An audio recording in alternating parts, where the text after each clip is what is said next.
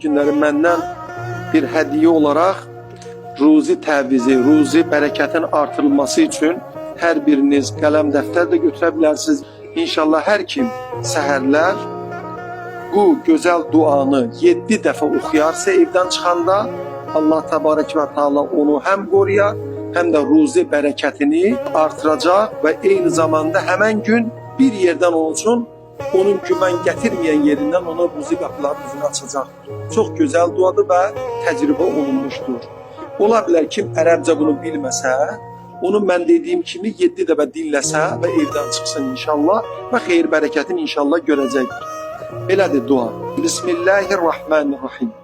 Allahümme ya Hannanu, ya Mennanu, ya Deyyanu, ya Subhanu, ya Sultanu, ya Fettah.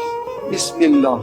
Allahu latifun li ibadihi ma şa'allah. La kuvvete illa billahil aliyyil azim. Bu dediğimi 7 dəfə təkrar olunmalıdır. 7 dəfə bunu dinləsin.